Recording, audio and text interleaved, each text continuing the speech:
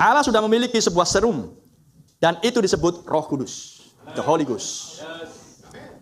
Dan ketika serum itu masuk, itu akan mengimunisasi Anda. Amin.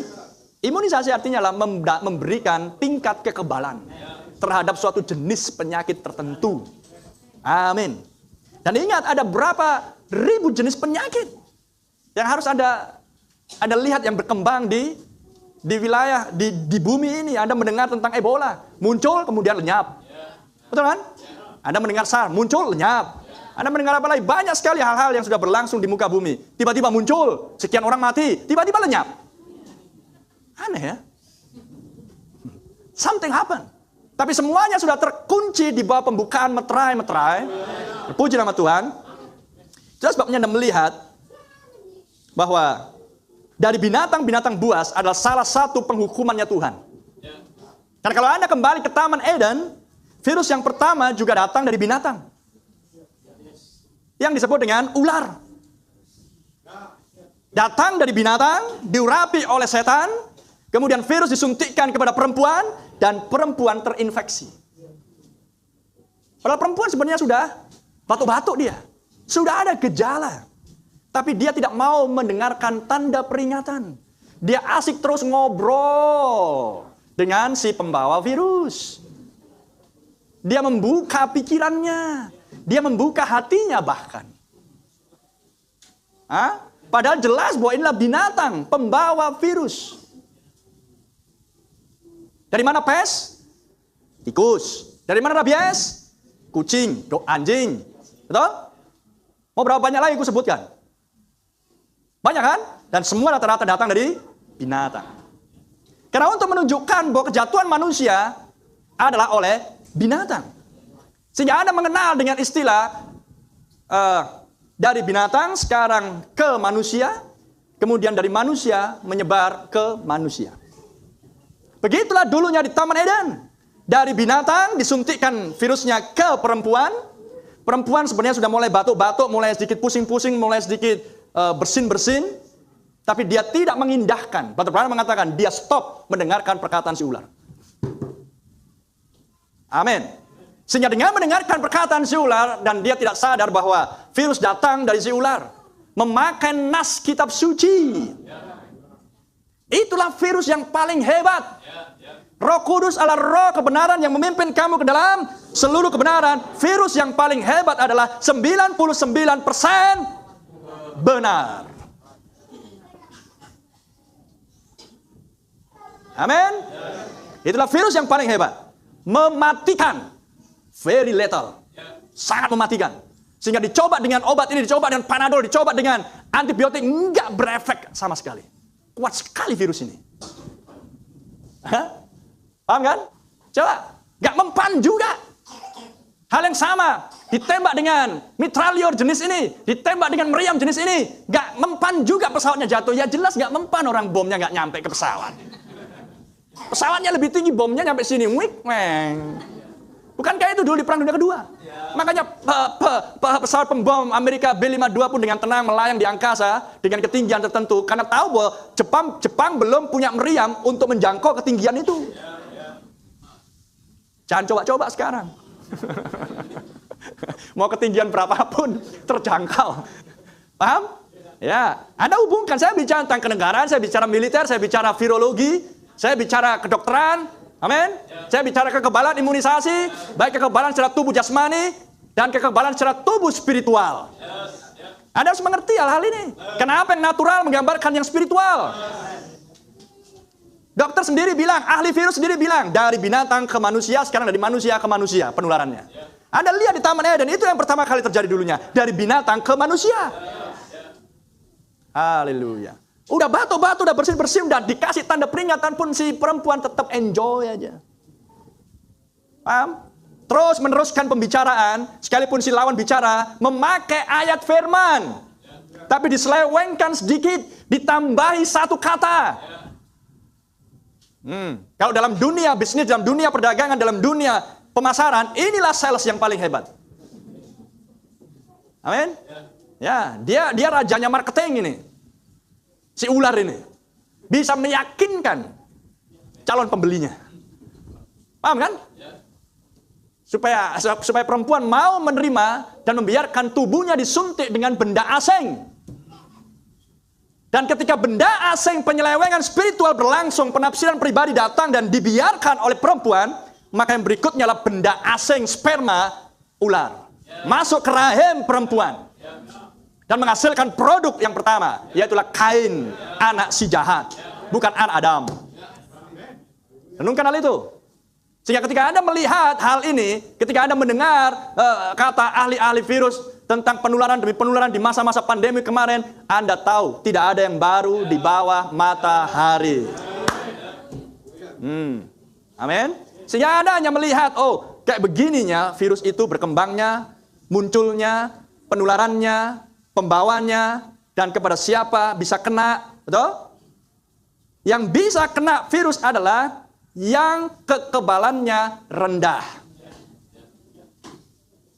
Betul? Secara jasmani, kekebalan seseorang menjadi rendah banyak faktor. Secara tubuh, maka bagian-bagian levermu, limpamu, dan lain sebagainya tidak berfungsi secara maksimal. Secara tubuh jasmani. Dalam hal tubuh spiritual juga sama. Hal itu sama. Makanya matalah pintu gerbang ke jiwa. Hati-hati dengan apa yang Anda dengar. Hati-hati dengan apa yang Anda lihat. Pastikan kita hanya melihat Yesus dan programnya. Berlindung di balik firman Tuhan, disitulah kekebalan kita tetap tinggi. Amin. Tapi perempuan itu menurunkan palang pintu. Sehingga mempersilahkan ular datang untuk berbincang-bincang dengan dirinya. Itulah kesalahan daripada si perempuan. Sehingga ketika perempuan kemudian tertular dan menjadi mati spiritual karena dia terperdaya, kematian spiritual menimpa dirinya, amin. Maka virus itu kemudian menginfeksi juga kepada suaminya, yaitu Adam, sehingga Adam jatuh ke dalam dosa. Dan dari sejak itu maka penularan virus ini dari manusia ke manusia. Anda paham? Sehingga Anda mengenal di dalam 7 zaman gereja ada virus doktrin ajaran Nikolaus, ada virus doktrin ajaran Biliam, dan yang kemudian sampailah kepada doktrin virusnya Isabel yang ini sangat mematikan. Karena pengajaran Isabel membawa orang-orang untuk memakan penyembahan berhala. Haleluya. Amin. Dan misteri Isabel, bersyukur kita, disingkapkan di zaman ini. Ahab di sini, Isabel di sini, Elia di sini. Ada janda Sarfat di sini, mempelai wanita. Itulah sebabnya Anda melihat kenapa Sadrak, Mesak, Abednego, dan Daniel di dalam pembuangan di Babel, mereka menolak untuk makan makanan dari meja Raja Nebukadnezar. Karena bagi mereka itu adalah penyembahan berhala. Bagi mereka itu mengandung virus. Kalau mereka makan itu, maka itu akan mendatangkan sakit pada tubuh mereka. Maka mereka menolak untuk mengambil bagian di dalam makanan raja. Amin. Anda bisa melihat di situ. Pengajaran Isabel membuat mereka memakan makanan penyembahan berhala, sehingga dari situlah penularan berlangsung. Dan makanan ini bukan bicara jasmani. Di zaman Daniel itu adalah sebuah pralambang tipologi bayangan akan makanan rohani yang agamawi yang sudah dibubuhi dengan racun setan. Di mana makanan tersebut mengandung dusta. Dan jumlah dustanya hanya 1%. 99% adalah kebenaran. Wow. Itulah dusta yang paling, dosa yang paling sangat mengerikan. Bisa paham? Dan itulah yang dilakukan oleh setan di akhir zaman. Itulah sebabnya jika para ilmuwan jasmani terus bekerja keras untuk mendapatkan serum demi serum, supaya ada penangkal demi penangkal terhadap kekuatan virus yang walaupun untuk periode tertentu virus ini sangat mematikan, tapi untuk periode berikutnya virus ini lenyap, tapi tidak mati. Jangan Anda pikir bahwa flu Spanyol itu mati. Enggak, tetap nempel di tanah. Masih hidup itu, jangan pikir itu sudah lenyap gitu aja. Enggak, Ebola masih ada. Karena mereka semua adalah setan-setan dalam bentuk virus-virus. Dan mereka sedang menunggu atau mereka juga sedang membangun kekuatan baru. Paham? Lihat HIV. Lihat HIV, hal yang sama. Paham yang saya maksud? Jadi Anda melihat di sini, dan terlebih di zaman ini. Anda melihat rekayasa genetika. Virus-virus buatan. Dan disebarkan ke umat manusia. Dan lain sebagainya. Itu sudah menjadi berita yang umum di mana-mana. Ya? Jadi kita bisa melihat hal itu, sebab jika virus itulah virus yang sifatnya alamiah, maka jika ia menyerang dan menyerang lagi, tidak akan berdampak pada tubuh itu. Karena tubuh itu sudah membangun kekuatan imunisasinya sendiri. Maka secara alamiah, ia akan berbaur di tengah-tengah kita. Tapi jika itulah sifatnya adalah senjata biologi, amin, dan itulah salah satu jenis senjata penghancur massal bersama dengan nuklir, bom nuklir, maka ketika itu disebarkan, maka itu tetap akan eksis di situ. Yang mungkin akan merubah dirinya sesuai dengan nama yang diberikan, tapi tetap dia, dan dia. Senang? Dan kemudian untuk sementara disingkirkan karena sudah mengumpulkan begitu banyak uang. Dan ketika sudah merasa cukup, stop dulu. Bisa paham? Sehingga Anda bisa melihat hal ini terkait juga dengan komersial, perdagangan, bisnis, human trafficking, penjualan organ manusia dengan perang demi perang, penjualan alutsista, baik yang legal maupun yang black market. Ada arti saya maksudkan? Dan terkait dengan predator seks seperti yang dikhotbahkan di Siber kemarin, terkait dengan pemuasan hawa nafsu, terkait dengan mutilasi, dengan pedofilia dan lain sebagainya, terkait dengan pendidikan. Paham?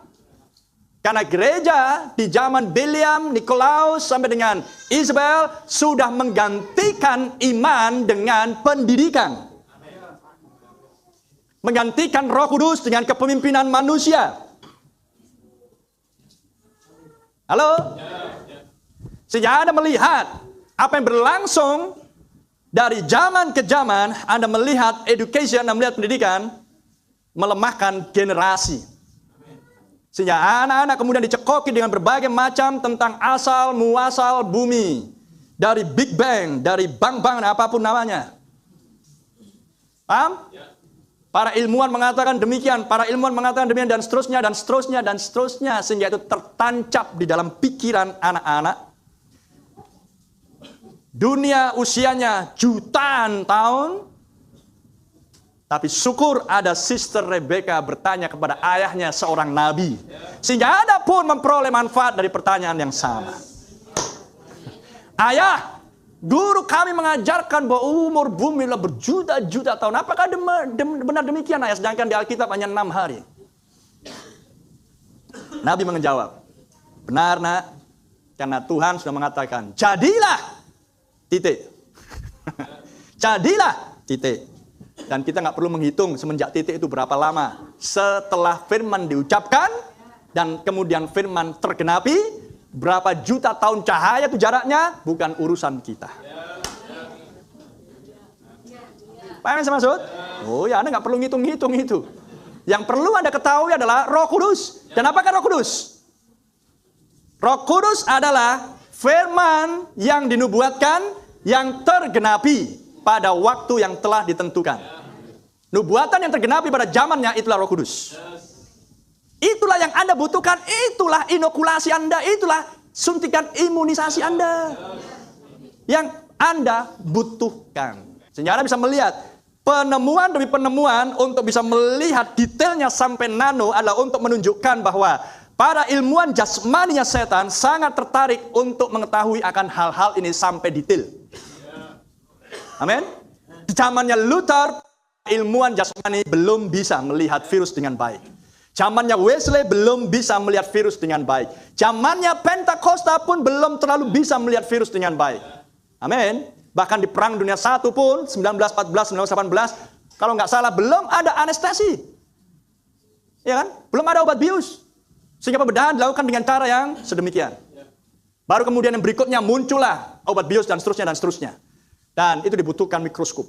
Dibutuhkan untuk mengetahui virus. Makanya Anda melihat flu Spanyol berkembang dengan sangat cepat. Karena belum dilihat jenis daripada virus tersebut. Tapi lihat setelah Perang Dunia Kedua. Haleluya. Setelah Perang Dunia Kedua selesai, teknologi berkembang dengan sangat-sangat cepat. Secara ilmu pengetahuan jasmani. Untuk memperlihatkan zamannya telah tiba. Bahwa Alkitab harus dilihat secara detail. Maka Tuhan kirimkan ilmuwan spiritual dari sorga dengan nama William Branham. Sesudah Perang Dunia Kedua berakhir. Ketika mikroskop menjadi semakin hebat. Sekarang menjadi semakin nano. Maka Anda melihat pelayanan dari Elia Branham kepada pelayanan 5 jawatan Elisa di akhir zaman. Anda melihat betapa detailnya Alkitab sekarang untuk bisa diketahui. Haleluya. Sehingga para peneliti dan ilmuwan spiritual pun seperti hanya para ilmuwan jasmani mereka bekerja untuk membuat serum-serum. Para ilmuwan spiritual pun bekerja di gereja lokal. Untuk mendatangkan serum-serum yang Anda butuhkan. Karena begitu banyaknya penyakit. Hanya ada satu kata, virus. Tapi dari virus ini berbagai macam penyakit datang. Disebut kanker lah, tumor lah, katarak lah, TBC lah, hepatitis lah, apalagi. Dan seterusnya Anda teruskan sendiri. Walaupun itu semua nama-nama medis, Nabi sudah katakan, itu semua adalah setan. Jadi untuk bisa mengalahkan virus daripada yang jasmani, Anda butuh vaksin jasmani. Untuk mengalahkan virus daripada neraka, kekuatan roh-roh jahat, Anda butuh firman yang tersingkap. Amin. Terpuji nama Tuhan. Itulah sebabnya kalau Anda datang ke gereja, buka lenganmu untuk disuntik dengan serum firman. Supaya Anda menjadi kebal. Memakan dari gulungan kitab yang terbuka. Kalau Nabi mengatakan, gak usah, udah aku bilang gak usah, aku gak butuh. Itu untuk yang jasmani. Tapi untuk yang rohani, aku berseru kepada Roh Kudus. Roh Kudus datanglah. Aku haus dan lapar akan kebenaran. Tuhan berkati hamba-Mu, berikan pengilhaman. Aku butuh sesuatu. Amin. Jangan ditolak. Enggak butuh. Karena di sini setan bekerja dengan sangat dahsyat. Amin. Haleluya. Ingat penularannya bukan dari binatang ke manusia lagi, dari manusia ke manusia. Haleluya. Itulah sebabnya manusia tanpa Roh Kudus dia sama dengan binatang. Sehingga manusia tanpa Roh Kudus dialah yang menjadi kariernya. Dialah yang menjadi pembawa untuk penularan kepada manusia yang lain. Amin. Sehingga muncullah doktrin Nikolaus, manusia. Muncullah doktrin Biliam, manusia. Manusia yang membawakan. Muncullah doktrin Isabel, manusia yang membawakan. Dalam hal ini disebut dengan gereja. Hanya ada satu virus. Hanya ada satu dosa. Tapi banyak buah dosa. Gosip, menjelek-jelekkan, fitnah, betul? Apalagi? Dan seterusnya. Itulah buah-buah daripada virus tadi. Renungkan hal itu. Jadi untuk berhadapan dengan semuanya itu, Anda harus memiliki penangkal virus. Anda harus mendapatkan suntikan serum. Sehingga ketika Anda mendengar si Anu berkata yang tidak benar tentang si Anu dan lain sebagainya, Anda tidak menjadi lemah. Anda punya penangkal. Tidak benar kau sister. Tidak benar kau brother. Ingat, virus adalah benda asing. Virus adalah benda asing yang mencoba masuk ke dalam tubuh untuk menghancurkan sistem pertahanan dan untuk menguasai tubuh tersebut. Betul? Virus itu ingin menguasai tubuh si manusia. Haleluya. Karena dia adalah spirit roh yang butuh bejana, butuh rumah untuk ditinggali. Amin. Terpuji nama Tuhan. Dan hanya ada satu kata untuk Anda bisa menjadi tempat yang tidak ditinggali oleh virus jahat setan. Yaitu adalah you must be born again. Anda harus memiliki pengalaman dilahirkan kembali. Anda harus memiliki pewahyuan kelahiran kembali.